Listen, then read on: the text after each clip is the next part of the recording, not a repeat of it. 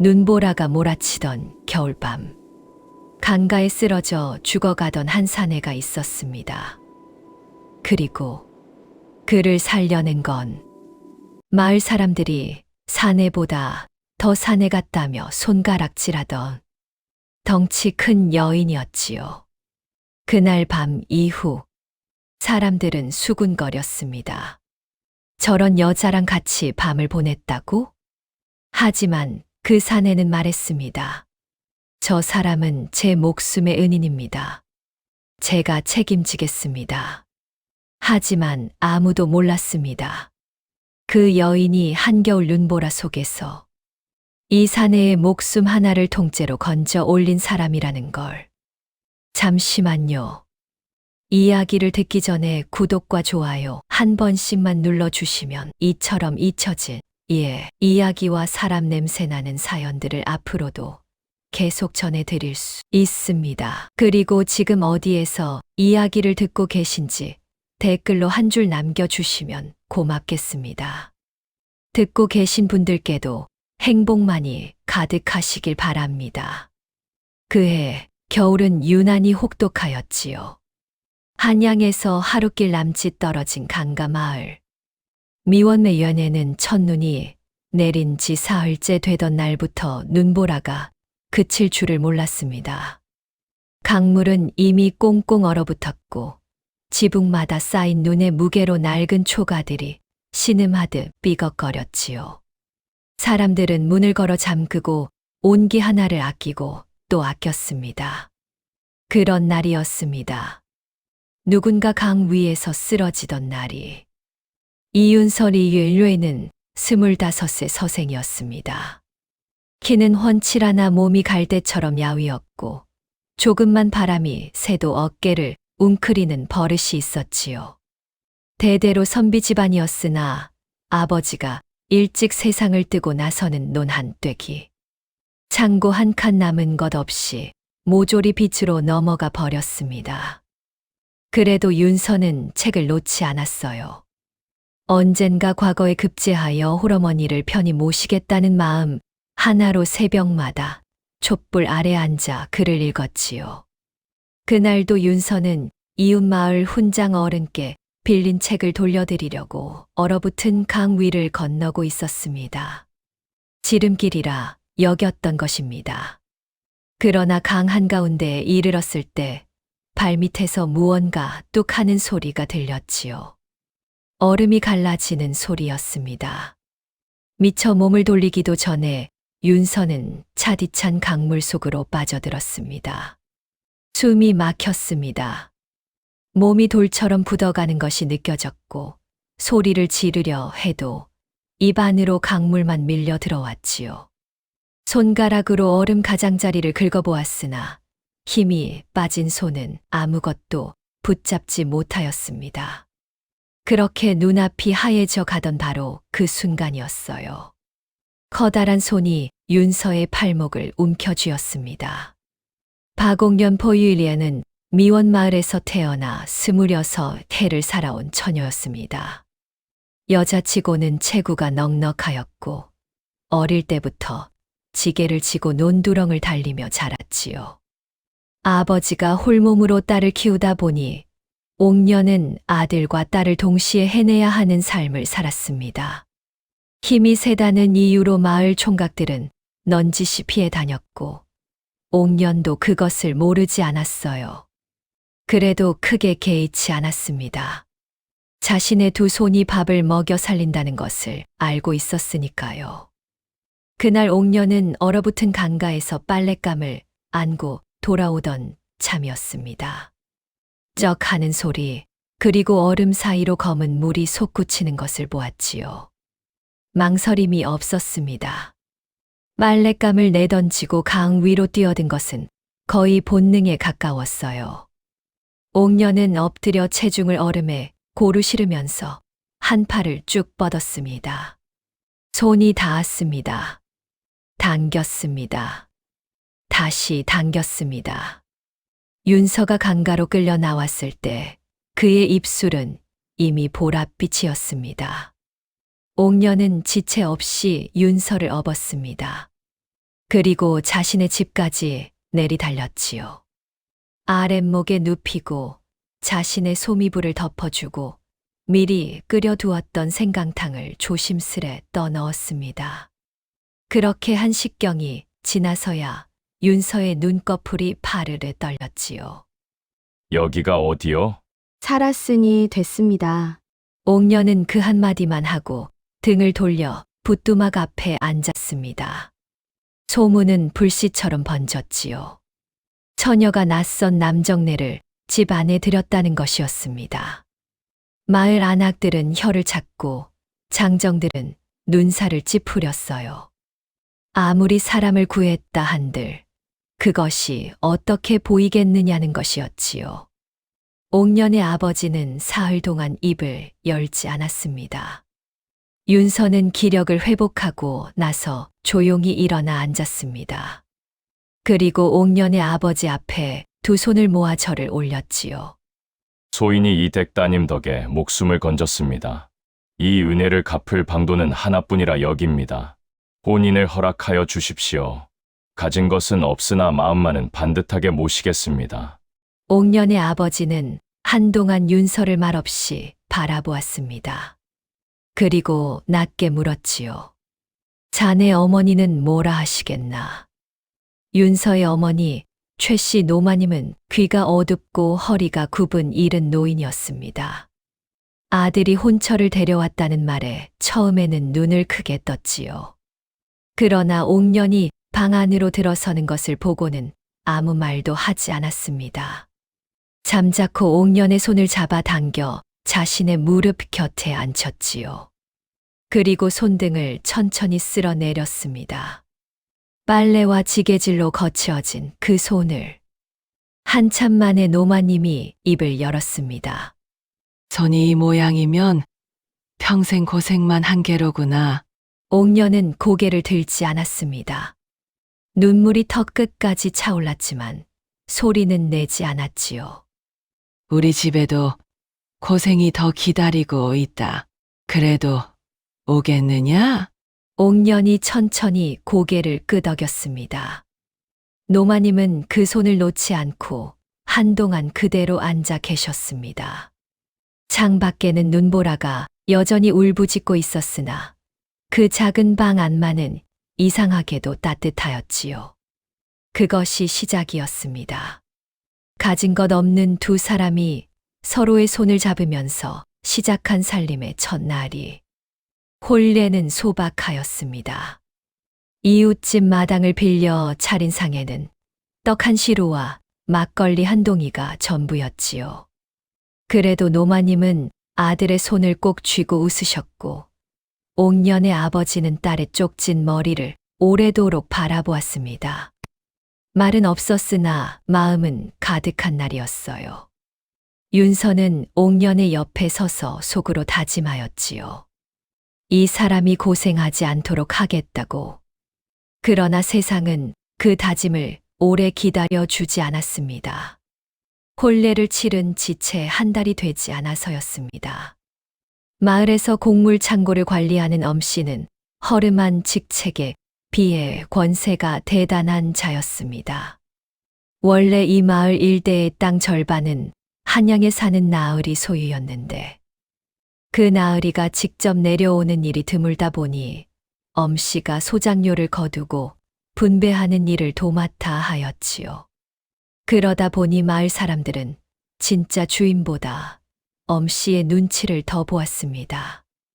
엄씨가 좋아하면 소장료가 줄었고 엄씨의 심기를 거스르면 이듬해 봄에 씨앗조차 얻지 못하는 일이 생겼으니까요. 윤선의 가족이 살던 집은 원래 윤서 아버지가 빌려 쓰던 땅 위에 지어진 것이었습니다. 아버지가 돌아가신 뒤로도 노마님이 꾸역꾸역 소장료를 내어왔지만 엄씨는 오래전부터 그 자리를 탐내고 있었지요. 강가와 가까운 땅이라 물 끌어오기가 수월하여 논으로 개간하면 쏠쏠한 값어치가 있었거든요. 엄씨가 들이민 문서는 교묘하였습니다. 지난 3년치 소장료가 제대로 납부되지 않았다는 것이었어요. 증빙 문서까지 들고 왔지요. 윤서는 그 문서를 뚫어지게 들여다보았습니다. 그를 모르지 않았으니 수상한 구석이 금세 눈에 띄었지요. 날짜가 조작된 흔적이 있었습니다. 그러나 엄씨 뒤에 선 장정세 씨, 팔짱을 끼고 내려다보는 앞에서 몸 하나. 제대로 가누지 못하는 서생이 할 수 있는 말은 많지 않았습니다. 열흘 뒤 윤서 가족은 집을 나와야 하였습니다. 노마님은 아무 말씀이 없으셨어요. 그저 오래된 장롱 서랍에서 천으로 싼 작은 꾸러미 하나를 꺼내어 품에 안으셨지요. 윤서가 어릴 때 쓰던 붓과 아버지의 도장이 든 것이었습니다. 옥녀는 이불 보따리를 머리에 이고 솥단지 하나를 팔에 걸었습니다. 그리고 아무도 돌아보지 않고 앞장서서 걸었지요. 새 식구가 자리를 잡은 곳은 마을 북쪽 끝, 강과 산 사이 버려진 땅이었습니다. 예전에 누가 살다 떠났는지 허물어진 돌담만 남아 있었고, 지붕이라 할 것도 없이 석가래 몇 개가 하늘을 향해 엉성하게 서 있었지요. 윤서는 그 앞에 서서 말을 잇지 못하였습니다. 추위도 아니고 분함도 아니었어요. 어머니를 이런 곳에 모셔야 한다는 것이 그저 목구멍을 꽉 막았지요. 그때 옥년이 솥단지를 내려놓으며 말하였습니다. 지붕은 내가 올립니다. 서방님은 어머님 옆에 계십시오. 빈말이 아니었어요. 옥년은 그날부터 움직였습니다. 산에 올라 소나무 가지를 쳐다 날랐고 강가에서 갈대를 베어다 지붕을 엮었지요. 돌담에 빠진 틈은 진흙을 이겨 손바닥으로 메웠습니다.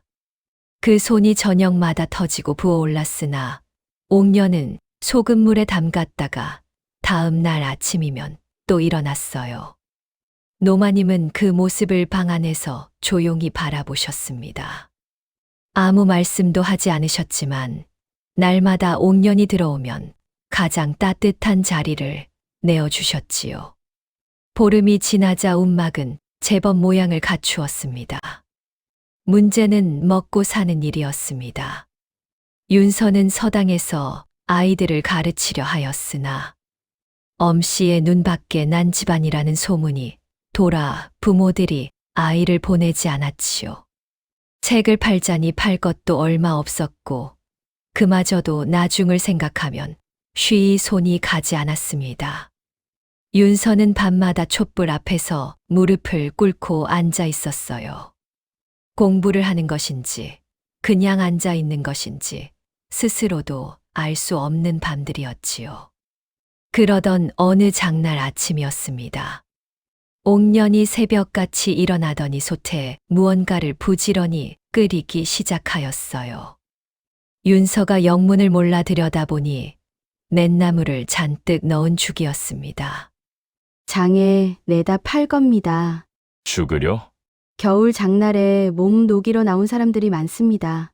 뜨끈한 것 한 그릇에 엽전 한 입이면 누구든 냅니다. 윤서는 선뜻 말을 잇지 못하였습니다. 아내가 길바닥에서 죽을 파는 것이 서방된 자로서 면목이 없었지요. 그러나 옥년은 윤서의 얼굴을 한번 보더니 부드럽게 말하였어요. 부끄러운 일이 아닙니다. 내 손으로 번 것으로 어머님 드시는 것이 부끄러운 일이겠습니까? 윤서는 아무 말도 하지 못하였습니다. 옥년은 솥재로 들어 지게에 얹고 장터로 나섰지요. 그 뒷모습이 어찌나 크고 든든해 보이던지 윤서는 문을 붙잡고 한참을 서 있었습니다. 가슴 한켠이 뜨거웠고 또 한켠은 시렸지요. 첫날 저녁 옥년이 돌아왔습니다. 치마폭에 엽전 몇 잎을 싸 들고 왔는데 그 옆에 작은 무 하나와 마른 생선 한 마리가 들려 있었어요. 세 식구가 밥상 앞에 앉았습니다. 무국한 냄비와 생선 한 마리가 전부인 밥상이었지요. 노마님이 수저를 들면서 말씀하셨습니다. 옥년아, 예, 어머님. 잘 먹겠다. 그 한마디였습니다. 그러나 옥녀는 그 말이 평생 들은 말 중에 가장 묵직하게 가슴에 내려앉았다고 훗날 나지막이 말하곤 하였지요. 윤서는 숟가락을 들다 말고 잠시 눈을 감았습니다.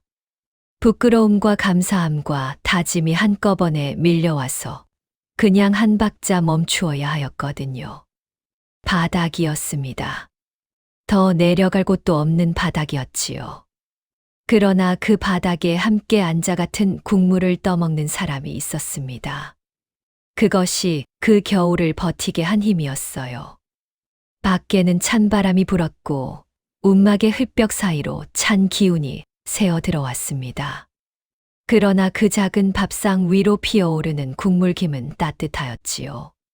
세 사람의 숨결이 섞여 방 안을 채웠고 그것으로 충분한 밤이었습니다. 이듬해 여름은 처음부터 심상치 않았습니다. 모내기철이 지나도록 비가 오지 않았지요. 논바닥이 쩍쩍 갈라지고 강물은 허리춤까지 줄어들었습니다. 마을 어른들은 하늘을 보며 혀를 차고 또 찼어요. 살아오면서 이런 여름은 처음이라고, 이러다 가을에 거둘 것이 없겠다고 수군거렸지요. 그 말이 틀리지 않았습니다. 가을이 되었을 때 들판은 텅 비어 있었어요. 벼 이삭이 패지 못한 채 허옇게 말라 있었고 고구마 밭을 뒤엎어도 주먹만 한 것이 나오지 않았습니다. 흉년이었지요. 그것도 보기 드문 큰 흉년이었습니다. 옥년의 장사도 흔들렸습니다. 사람들 주머니가 비어가니 장날에 죽 한 그릇 사 먹을 엽전도 아꼈지요. 그래도 옥년은 멈추지 않았어요. 죽 대신 더 묽은 미음을 끓이고 값을 낮추고 그것도 안 되면 그냥 나눠주는 날도 있었습니다. 윤서가 그러지 말라고 말리면 옥년은 이렇게 대답하였지요. 굶은 사람한테 돈 받고 팔면 그건 장사가 아닙니다. 그냥 못된 짓이지요. 윤서는 그 말에 반박하지 못하였습니다. 처음 그들이 나타난 것은 늦가을 초입이었습니다. 5명이었어요. 해진 옷에 맨발이나 다름없는 집신을 질질 끌고 마을 어귀에 나타났지요. 산을 넘어온 유랑패였습니다. 흉년이 들면 살 곳을 잃고 떠도는 무리가 생기기 마련이었어요. 굶주림이 길어지면 사람이 달라지기도 하였지요. 이 무리도 그러하였습니다. 허리에 낡은 칼을 찬 자도 있었고 눈빛이 거칠게 번들거리는 자도 있었어요. 마을 사람들은 문을 걸어 잠갔습니다. 유랑패는 마을 어귀에서 집집마다 두드리며 소리를 질렀지요. 먹을 것을 내놓으라고, 그렇지 않으면 가만두지 않겠다고. 그러나 어느 집도 문을 열지 않았습니다. 열 수가 없었어요. 저희도 굶고 있었으니까요. 그때 옥년이 움직였습니다. 윤서가 말렸습니다. 노마님이 옥년의 치맛자락을 잡으셨어요. 저 자들이 어떤 자들인지 모르느냐? 칼까지 찼다 하지 않느냐?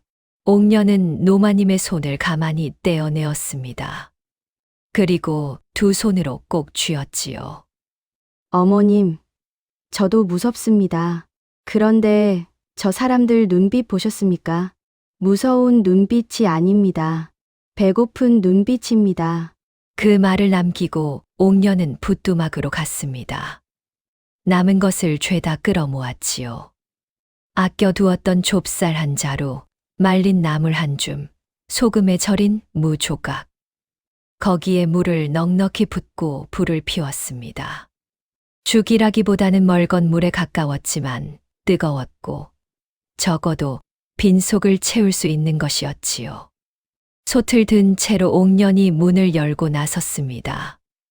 유랑패는 처음에 어리둥절하였어요. 문이 열릴 것이라고는 생각지 못한 듯 칼을 찼던 자도 멈칫하였습니다. 옥년은 그 앞에 솥을 내려놓고 뒤로 돌아가 사발을 여러 개 가져왔지요. 그리고 천천히 죽을 퍼담았습니다. 한 그릇, 두 그릇, 세 그릇. 드십시오. 많지는 않습니다. 저희도 넉넉하지 않아서요. 아무도 말이 없었습니다. 유랑패 중 가장 앞에 선 자, 얼굴에 긁힌 상처가 있는 사내가 사발을 내려다보았습니다. 손이 떨렸어요. 그 손이 사발을 들었고 한 모금 마셨습니다. 뜨거운 김이 그의 얼굴 위로 피어올랐지요. 그 사내가 눈을 감았습니다. 5명이 말없이 먹었습니다.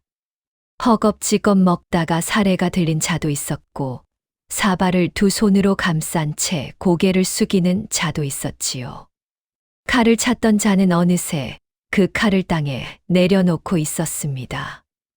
옥녀는 그 옆에 쪼그려 앉아 아무 말 없이 죽이 부족한 사발에 다시 떠넣었어요. 한참 만에 상처 난 사내가 입을 열었습니다. 어디서 온 것들인지도 모르고 이러시오?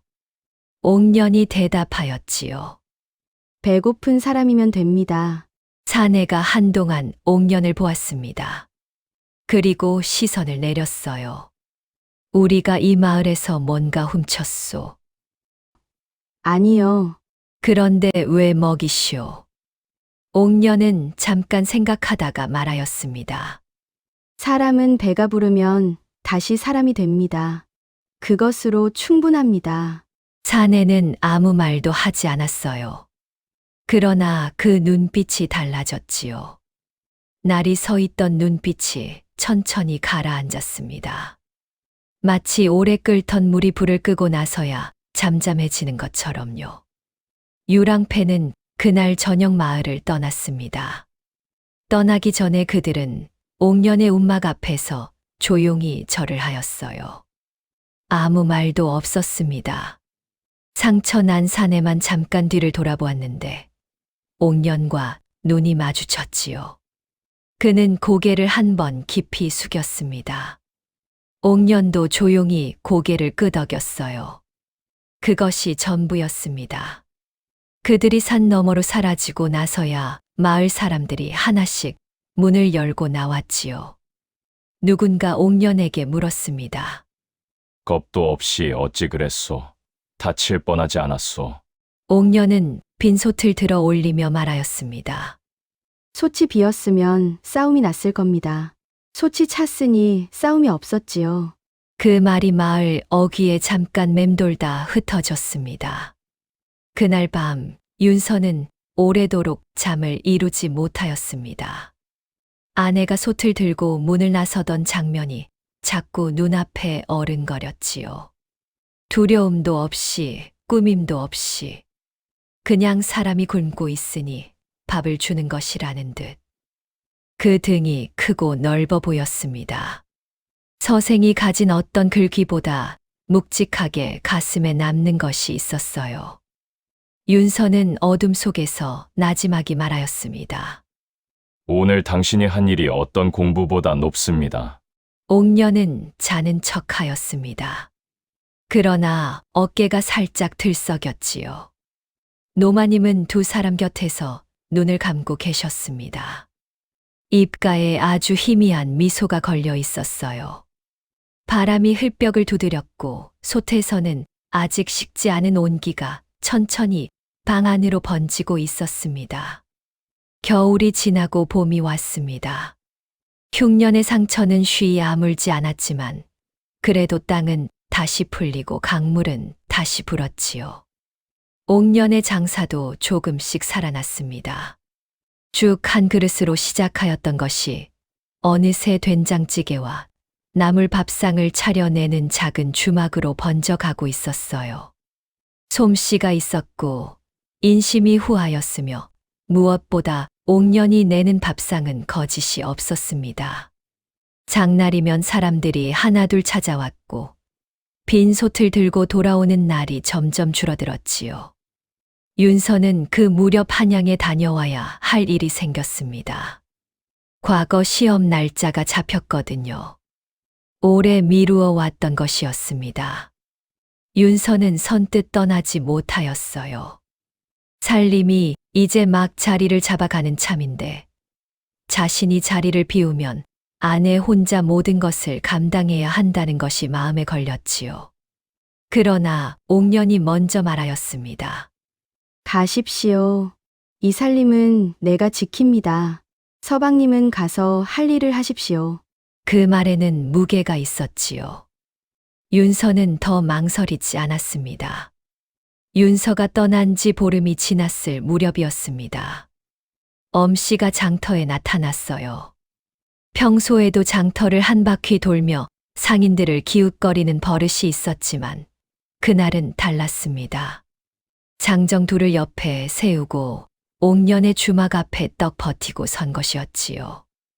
마침 손님 셋이 밥을 먹고 있었습니다. 엄씨가 천천히 둘러보더니 입을 열었어요. 서방은 한양에 갔다지. 남편 없는 집 계집이 사내들한테 밥을 팔고 있으니 이게 주막이요? 아니면 다른 무엇이요? 좌중이 조용해졌습니다. 밥을 먹던 손님들이 수저를 내려놓았지요. 옥년은 뒤집고 있던 전을 잠시 멈추었습니다. 그리고 엄씨를 돌아보았어요. 눈빛이 흔들리지 않았습니다. 밥 파는 집입니다. 드시겠습니까? 엄씨가 코웃음을 쳤지요. 어디서 배운 배짱이요. 남편 잘못 만나 고생이 심하니 딴 마음이 드는 게 아니요? 허허, 그 말이 장터를 가로질렀습니다. 멀리서 구경하던 사람들이 수군거리기 시작하였지요. 손님들은 하나둘 자리에서 일어났습니다. 밥값을 내지 않은 채 가는 이도 있었어요. 옥년은 그것을 붙잡지 않았습니다. 그냥 보았지요. 엄씨는 흡족한 얼굴로 돌아갔습니다. 그날 이후 장사가 뚝 끊겼습니다. 소문이란 불씨보다 빠른 법이었지요. 엄씨의 말 한마디가 꼬리를 물고 번져나가면서 옥년의 주막은 남편 없는 계집이 사내를 들이는 곳이라는 말이 돌기 시작하였습니다. 사실이 아니었지만 그것은 중요하지 않았어요. 사람들은 믿고 싶은 것을 믿었고 엄씨를 거스를 용기가 있는 이는 많지 않았지요. 장날이 되어도 손님이 오지 않았습니다. 옥년은 그래도 아침마다 솥에 불을 지폈어요. 혹시 오는 사람이 있을까 하여, 혹시 지나다 배고픈 이가 있을까 하여. 그러나 해가 중천에 떠도 아무도 오지 않는 날이 이어졌습니다. 솥 안에 밥이 식어가는 것을 보면서 옥년은 아무 말도 하지 않았지요. 집에 돌아와서는 더더욱 말이 없었습니다. 노마님께는 아무것도 내색하지 않았어요.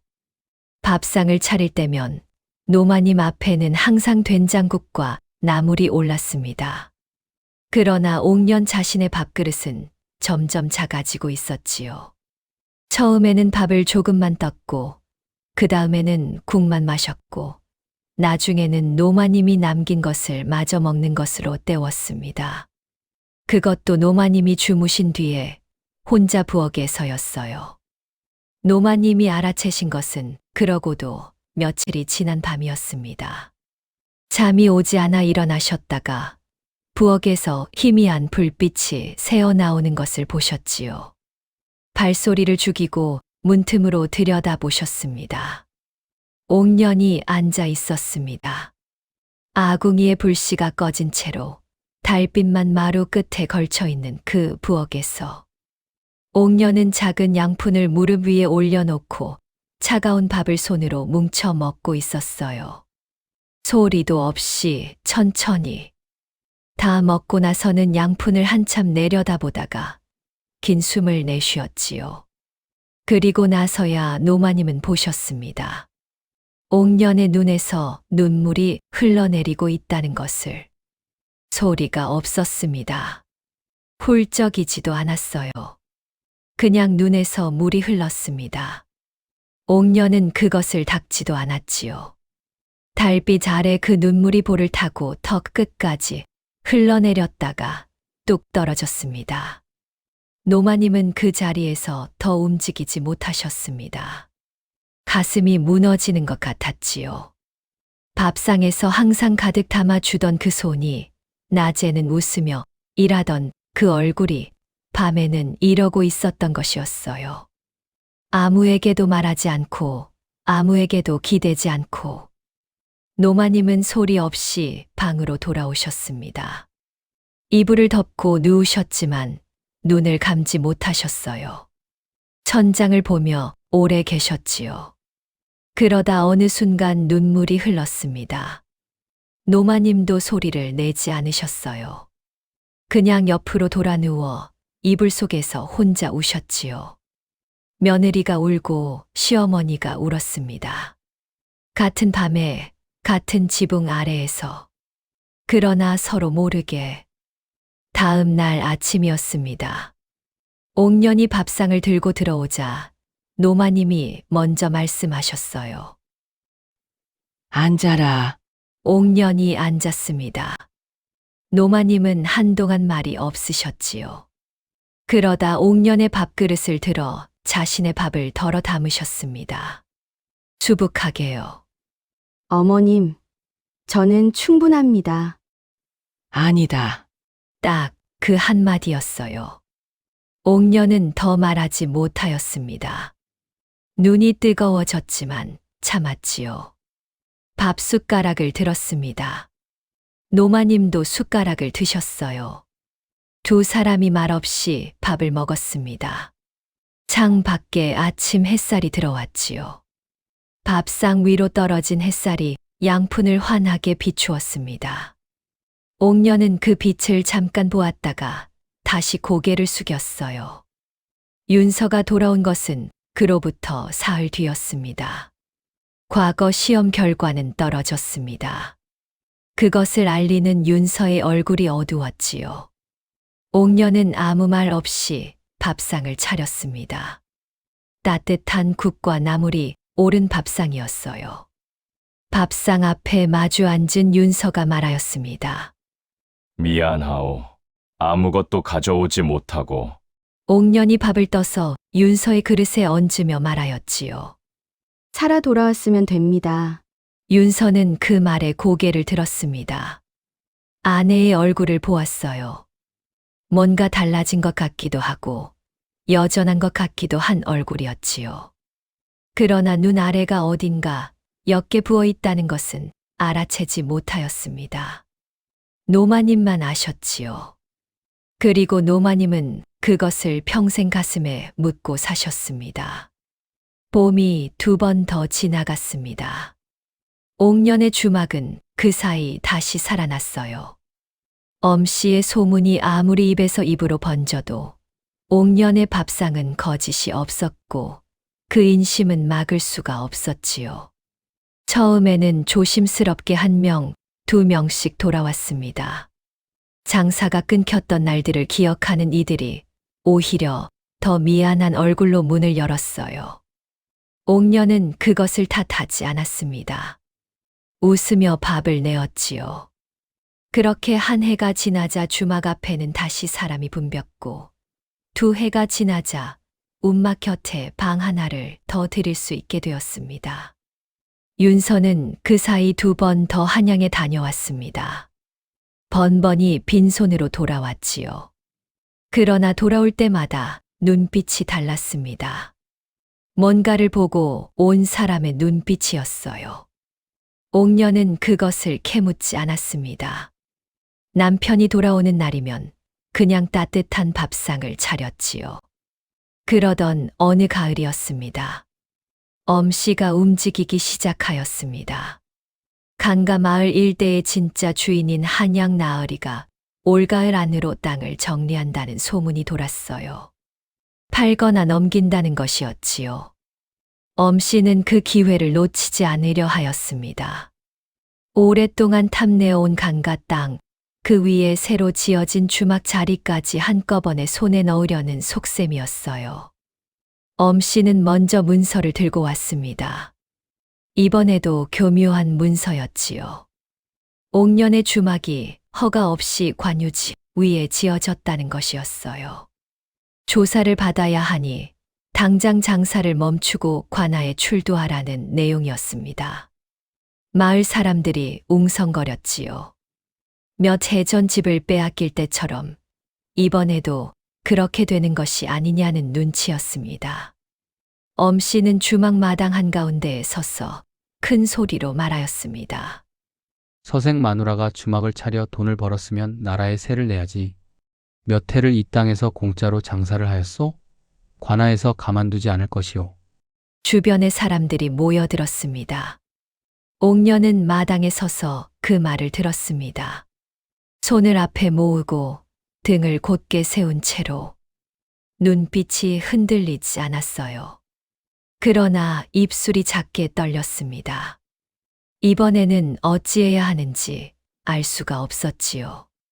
몇 해 전 움막에서 솥 하나 들고 시작하던 때와 달리 이제는 노마님과 남편이 기대는 살림이 이 주막 위에 서 있었으니까요.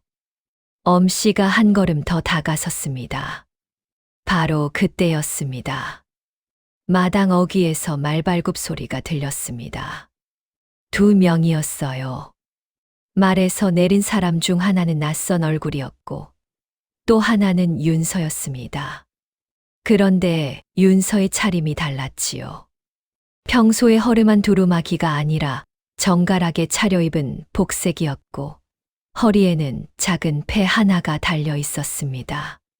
함께 온 낯선 이가 앞으로 나섰습니다. 이 고을 토지 문서를 관리하는 한양 나으리 댁 대리인이오.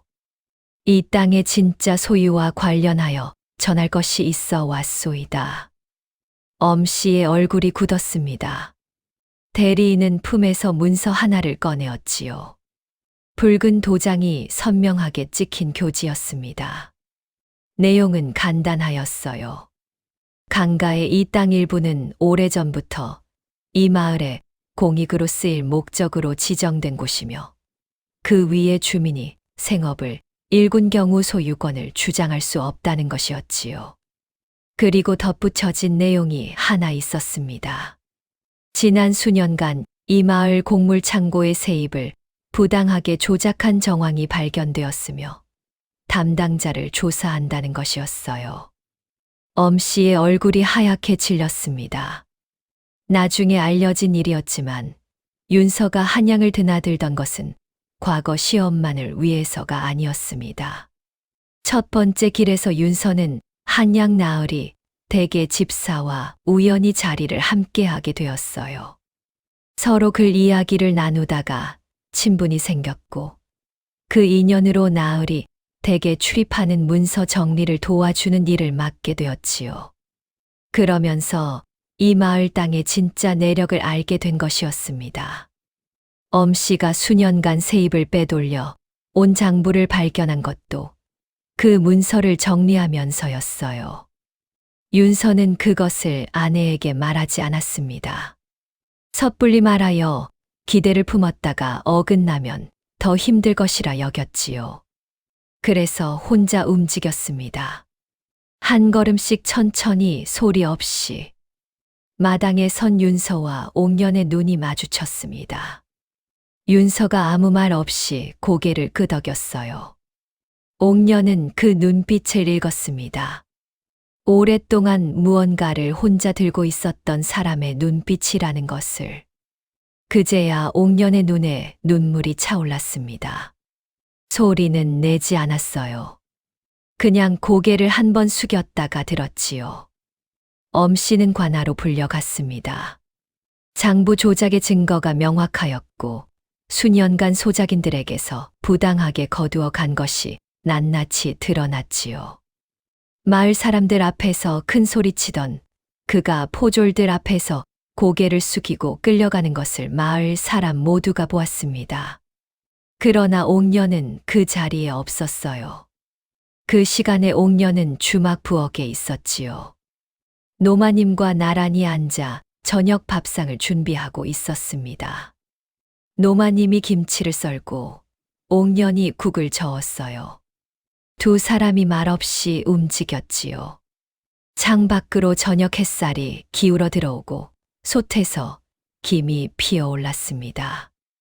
노마님이 먼저 말씀하셨어요. 옥년아, 예, 어머님. 고생하였다. 옥년이 국 젓는 손을 멈추었습니다. 잠시 있다가 천천히 대답하였지요. 어머님이 곁에 계셨습니다. 노마님이 조용히 웃으셨어요. 그날 저녁 세 식구가 밥상 앞에 앉았습니다. 윤서가 밥을 먹다 말고 말하였지요. 이제 한양의 자리를 얻을 수 있을 것 같소. 나으리 댁에서 문서 일을 맡아 달라 하였으니 옥년이 물었습니다. 가고 싶으십니까? 윤서가 잠시 생각하다가 대답하였어요. 글쎄요. 여기가 나쁘지 않소. 옥년이 피식 웃었습니다. 윤서도 웃었지요. 노마님이 두 사람을 번갈아 보시다가 조용히 밥을 드셨어요.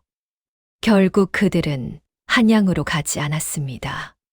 강가 마을에 그대로 남았지요.